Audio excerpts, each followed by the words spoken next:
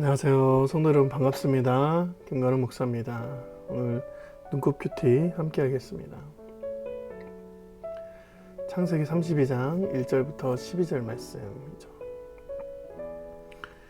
야곱이 이제 라반의 외삼촌 집에서 떠나서 자신의 형 에서가 있는 고향 땅으로 가게 되죠.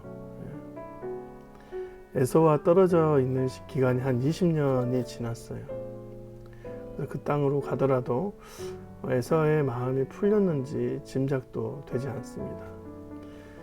자신의 아버지와 어머니가 라반 삼촌의 집에 가 있으면 에서의 마음이 풀리면 다시 되돌려 보낸다고 얘기를 했는데 그런 기별이 아직 없는 것이죠. 그래서 아직 에서의 마음이 어떻게 되는지 모릅니다.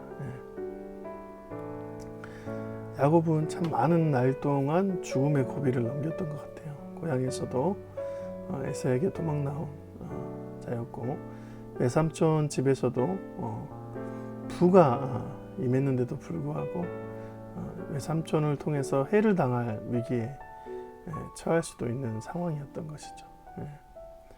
굉장히 불안한 상태였습니다. 그렇게 불안한 마음을 있는 상태에서 자신에게 있는 사자를 먼저 보내는 것이죠. 야곱이 세일 땅 에돔 들에 있는 에서에게로 자기보다 앞서 사자들을 보내며 있습니다.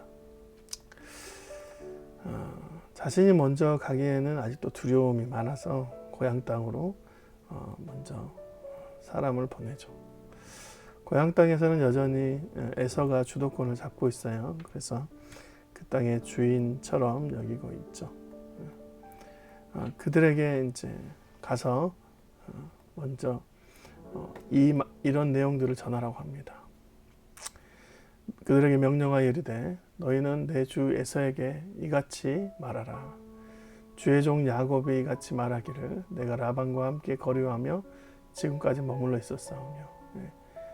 에서를 주로 주인으로 자신을 종으로 말합니다.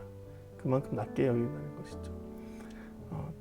겸손하게 찾아가서 그 상황에서 용서를 구한다라는 것이죠. 내게 소와 나귀와 양떼와 노비가 있으므로 사람을 보내어 내 주께 알리고 내 주께 은혜를 받기를 원하노라. 자신에게 재산이 많이 있다. 그러니까 이 재산을 보고 마음을 풀어라 라는 것이죠. 근데 사신이 돌아와서 이런 말을 합니다. 사자들이 야곱에게 돌아와 이르되 우리가 주인의 형 에서에게 이른즉 그가 400명을 거느리고 주인을 만나러 갔다. 지금 에서가 야곱에게로 다가오는데 400명이라는 사람을 이끌고 옵니다. 이 400명이라는 사람들 앞에서 자신이 어떻게 해야 되는지, 이 400명이 에서의 군대 조직으로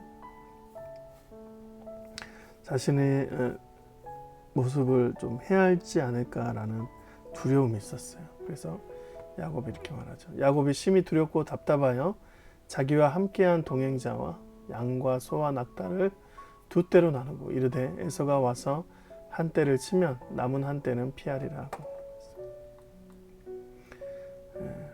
머리를 쓴 것이죠. 두려움 속에서 있었습니다. 두렵고 답답하다.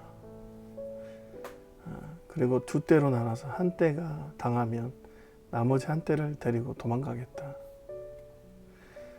두려움이 많은 야곱입니다. 이런 두려움 속에서 하나님을 찾습니다. 실은 여러분 이제 하나님께서 야곱에게 베델로 돌아가라 명령하시고 그 명령한 것을 이행하는 과정 가운데 있어요. 우리의 힘이 닿지 않는 영역도 있습니다. 하나님께서 말씀하실 때 우리가 힘이 닿지 않는 영역이 있어요. 그래서 그러면 그때 굉장히 인생에서 두려움이 넘쳐날 때가 많잖아요. 그럴 때 하나님께서 그 힘에 붙인 일들을 주님께 의탁하고 주님을 바라보는 그런 계기가 됩니다.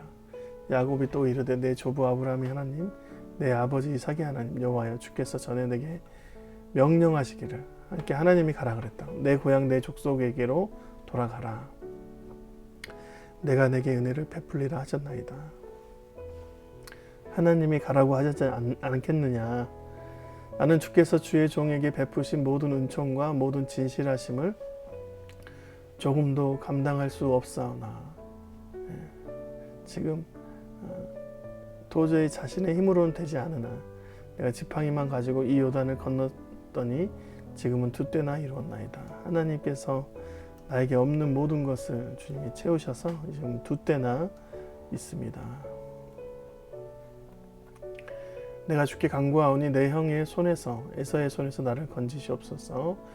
내가 그를 두려워함은 그가 와서 나와 내 제자들을 칠까 겁이 나기 때문이다. 하나님께서 말씀하십니다. 주께서 말씀하시기를 내가 반드시 내게 은혜를 베풀어 내 씨로 바다에 셀 수 없는 모래와 같이 많게 하리라.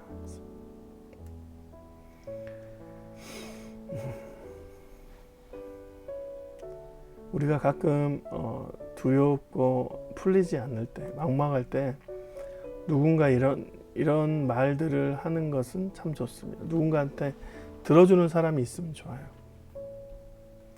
그런데 그 말을 할 때, 그 말을 전할 때 해결할 수 있는 능력자이면 좋죠.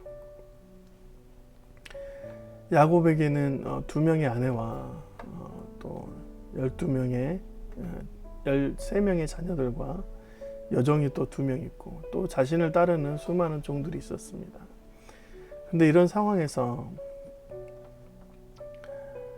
실은 자신에게 어떠한 도움이 되지 않은 것이죠. 공감을 할 수 있지만 그 마음에 안정함을 줄 만한 능력자가 아닌 것입니다.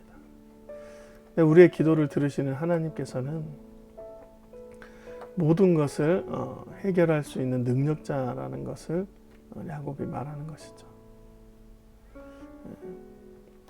그 언약을 지켜달라고 하는 것입니다. 실은 여러분, 하나님께서는 이런 자들에게 가장 약하세요.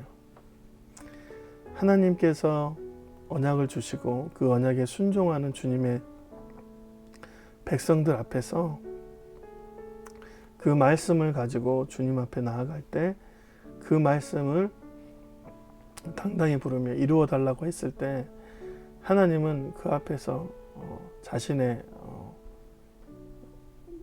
경외함, 자신의 위엄을 드러내는 것이 아니라 하나님의 긍휼하심을 드러내 주셔서 반드시 그 말씀을 지키게 해 주시는 분이십니다. 야곱이 여기에서 죽을 수 없다는 거예요. 왜냐하면 주님의 말씀을 이루어내기 위해서 지금 내가 이동하고 주의 말씀에 순종하고 있다라는 것입니다. 그래서 그 말씀 안에서 우리가 있게 되면 결국 주님이 우리의 삶에서 무엇이든지 이루어 주신다는 그런 확신을 가지고 야곱이 얘기를 하는 것입니다. 너가 내 안에 거하고 내 말이 너희 안에 거하면 무엇이든지 원하는 대로 구하라. 그리하면 이루리라. 이 말씀과 거의 동일한 말씀이죠. 하나님의 말씀을 가지고 그 말씀을 순종하는 모든 자들에게 반드시 우리 하나님께서 그 말씀으로 은혜를 주실 거라고 믿습니다. 오늘도 주님께서 주신 그 은혜의 삶을 누리시는 저와 여러분이 되시게 주님의 이름으로 축원드립니다. 감사합니다.